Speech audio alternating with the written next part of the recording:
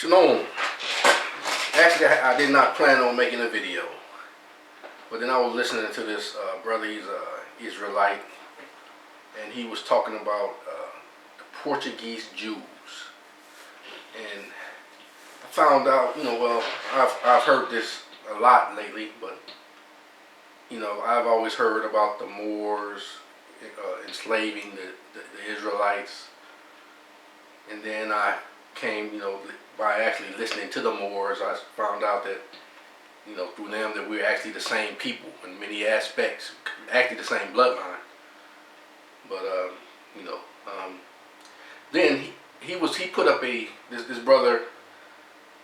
Hope you don't mind me using his name, Beniah Israel. He had on there Hidden Hebrews 4 Part 2, and in part of that he had placed some on there that said, as long as Isaac, I'm just quoting from a little segment that piqued my interest and made me do what I'm doing right now. As long as Isaac Abravanel enjoyed the king's favor, he was as a shield and a wall for his race, and delivered the sufferers from their oppressors, healed differences, and kept fierce lions at bay, as described by his poetical son Judah Leon. He had a warm heart for all afflicted, and was father to the orphan, and counselor to the sorrowing, felt yet deeper compassion for the unfortunate of his own people. When Alfonso conquered the port of Awazilla in Africa, the victors brought with them, among many thousand captives, Moors, 250 Jews who were sold as slaves throughout the kingdom. The Jews and the Jewish should be doomed to the miseries of slavery was unendurable to Abravanel's heart.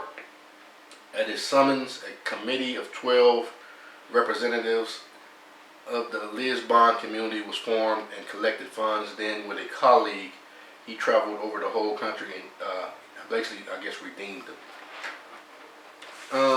Then I was looking up, trying to find some on that because I want to copy that off the internet to see if I can get a copy of it. But then I came across this. This is, you got to do your own research and see if these things be true. I'm just sharing information. This is by Rasta Live Wire, Africa House, articles, news reports, Prophet Rastas, the Moranos, the Moorish Jews of Portugal, Spain, and Benin, Guinean Coast, Part 1. Agu Jufo Anu, July 11, 2009. Don J.D. Spread the love. And this goes on to say, black Moorish Jews of Maghreb, Sudan, and Iberia Peninsula, the Moranos. Black Jews have lived in Iberia and Africa as far back as the time of the Carthaginians. Jewish traders sailed on Carthaginian merchant ship and traded all along the coast of North Africa, even into the Americas. Many African tribes along the coast of North Africa and way into southern savannas beyond Sahara Desert. They were ancient Hebrewic Jewish tribes. Those tribes got caught up in the events that followed the death of the Islamic prophet Muhammad, all the way from Medina to the Maghreb. It is widely acknowledged that one of the most determined fighters against the black Arab encroachment on black African Berber property was Queen Kahina, a black Jewish queen of the Maghreb. Early Arab scholars who visited the southern fringes of the Sahara Desert report the presence of Jewish tribes in places such as ancient Ghana and Mali. Many tribes in Africa today still recall their Hebraic roots, and many more continue their ancient Jewish laws and tradition unadulterated by the politics of the modern day. When the African Moors moved north and conquered Spain, it was a confederation of African Muslims, African Jews, and African Christians who effected the victory. African Jews and African Muslims were brothers genetically, phenotypically, and historically. They were the same black people pursuing the same goals of of righteous existence. Of course, my stance is, I don't use the term black, although that is you can use that as a term as description, but that's not a nationality. So I'm gonna continue.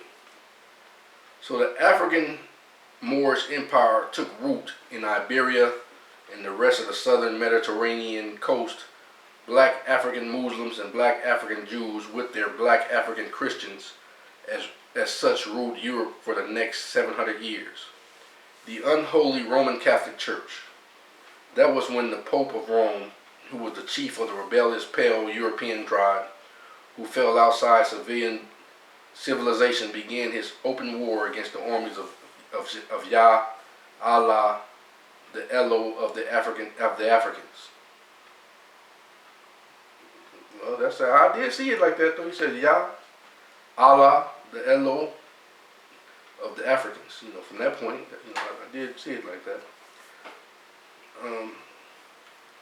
The Roman papacy organized the rudest, cruelest, barbaric sort of insurrection against the rule of the Black Moorish caliphates, who brought light and civilization to the Pale Europeans. The most wretched rogue, brigands, terrorists, low-life mass murderers, predecessors of mass killers like Christopher Collins, aka Christopher Columbus, were deployed into this battle. This movement was variously known as the Reconquista or the Crusades. The Pope was always the commander-in-chief, as there were no true Pale European nations, so to speak, at that time. They all lived under this super-tribal formation called the Unholy Roman Empire, or the Unholy Roman Catholic Church. This Holy Rome was not the old Roman Empire. This unholy Rome was the product of some outlawed occultist priesthood who had sworn to misuse their knowledge of the ancient African mysteries to create a rebellion on the earth. The ancient African mysteries, the papacy, the Roman Catholic Church, the mysteries had originally been brought to Old Rome by black African monks such as Saint Ignatius of Antioch, Origen, Tertullian, St. Augustine, and many other unnamed masters of the old science. Rome was a child of Africa and for centuries had always been orientated towards North Africa as opposed to North Europe. Black Africans could become and were Roman citizens just as many Romans migrated and settled Africa. As such, it was not surprising that the branches of African created mysteries like Christianity should be taken from southern Libya and upper Nile, Egypt to Rome and Athens to illuminate their minds. Many cults were found in the old Rome and they thrived and died at their time. This one mystery that came from Africa, later called Christianity, was hijacked by some bad-minded types, the tail end of the power of the old Rome. They then destroyed old Rome from within, like some cancerous tumors, and began their ascent to dominion over the rest of the earth. They called themselves the Holy Roman Universal Catholic Empire Church. They would go out into the world and overthrow the ancient domains of the old mysteries, the real histories, and replace them with fallacies. The Scythian Rebellion Project, Europe, and Roman Catholic Church. The spiritual and temporal leaders of this enterprise was the Pope. He was based in Vatican. He was the leader of this evil set of rebellious outlaw priesthood who, with the aid of perverted knowledge and some ancient Moorish African mysteries, first cast his stranglehold over the Asiatic Pale tribes of Europe who were refugee from the steppes of Russia. Those tribes were making very important demographic changes in Europe at that time.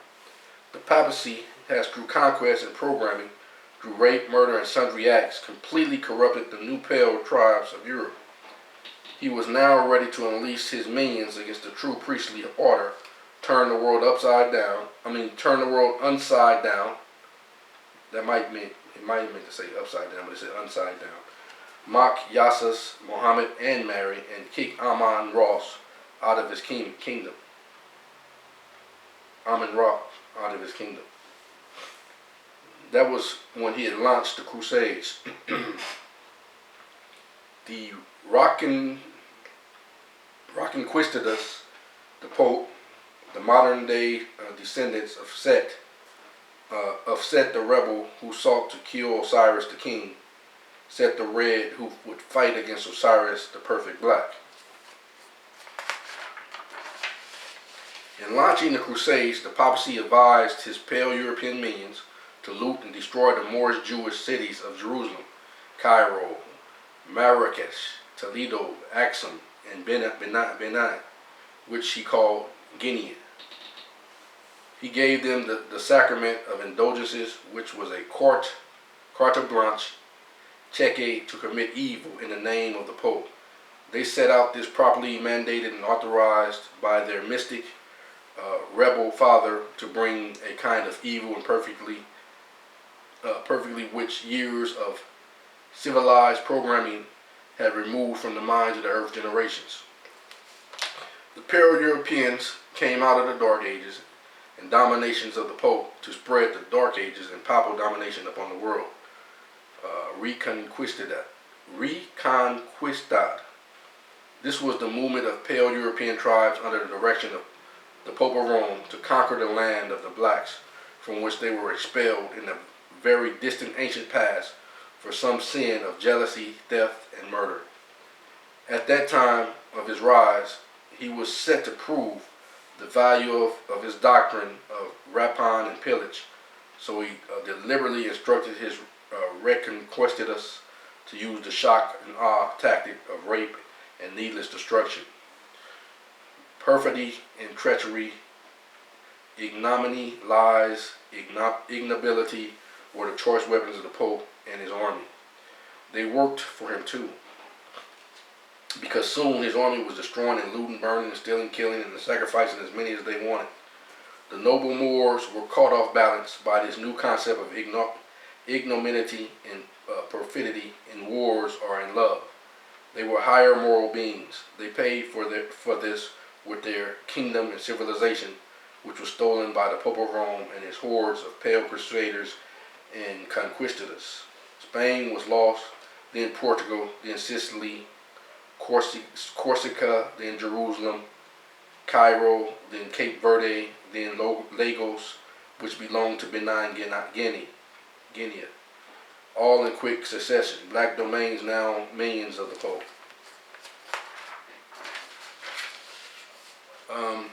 More would be lost in later times. All was eventually lost when the pale Europeans had the boldness and gall to redesignate the noble Moors of Marrakesh as Negroes of Negroland. It was then the pale European dropped the religio-ethnic identification of Jew from the compound word black Jew, and so created the new blacks, that he began laying the foundation for the present day ignorance of black Moors and black Jews about their true origins. We heard about the racist overreachings of the pale Europeans upon conquering Iberia, their excess and their excretions, their inquisitions and their expulsions. The bones of the dead still speak through the genes of their generations living today, us, the living Moors. And then they put MUURs. So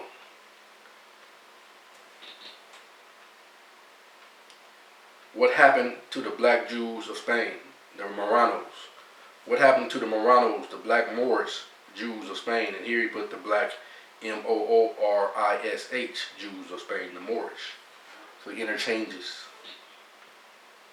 Beginning in 1478, in the reign of Ferdinand and Isabella, no less than 13,000 Marranos, black Jews, were executed by the Inquisition. At the same time, the monarchs continued to employ Jewish functionaries such as Don Isaac Abravanel, if I messed his name up, I apologize, Abravanel. In their court, Luis de Torres, another Spanish black Jew, played a pivotal role in Christoph Columbus' first journey to North America. In 1480s, the Spanish Inquisition was launched, and hundreds of thousands of Jews and Muslims were hounded, persecuted, jailed, slaved, and deported. On March 31st, 1492, the Edict of Expulsion was signed, resulting in 300,000 Marranos, black Jews, to the coast of Benin Guinea in West Africa. Sao Tome, Principe, Cabo Verde were some of the places that were first sent. Their cemeteries and descendants still exist today on those islands to verify this account. The last Jews on August 2nd, 1492, the day before Columbus sailed, the first words Columbus wrote in his log were, after you expelled the Jews, your majesties sent me with a fleet.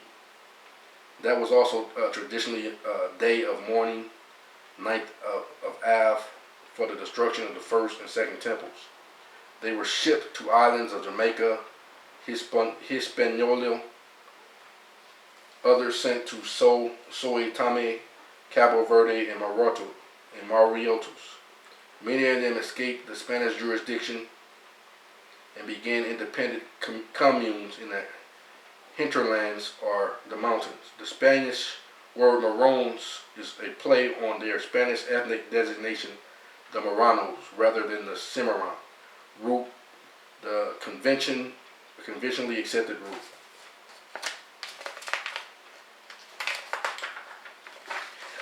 Marranos means Moorish Jew in Spanish, were the black Jews of Spain who ruled that country for 700 years with the black Muslims of Morocco, Senegal, and Nigeria.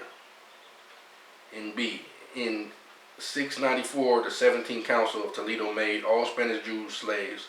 The later persecution in the 15th and 16th century was to throw back to the 17th Council of Toledo. Agufo Anu, July 11, 2009. Sources: Richard Loban, Jews in Cape Verde on the Guinea coast. Paper presented at the University of Massachusetts, Dartmouth, 11 February 1996. Edward Rothman's Jews in the New Wilderness, New York Times, September 24, 2004. Then it has http://wiki.wiki.luis_de_torres. Columbus Diaries in the original Spanish. Alicia B. Gold, Quincy, Nueva Lista Documenta de los Tripulantes de Colon en 1492, Luis de Torres, Boletín de la Real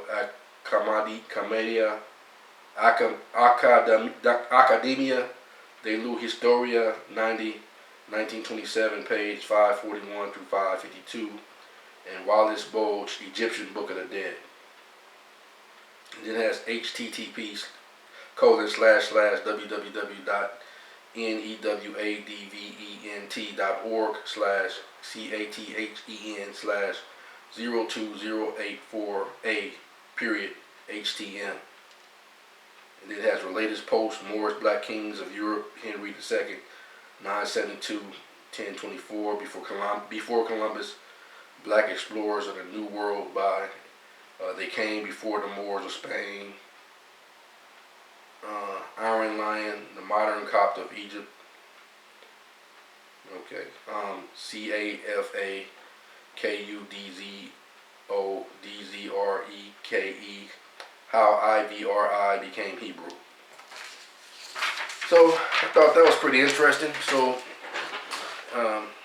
like I said, do your own research. That's just something I was sharing. So, shalom.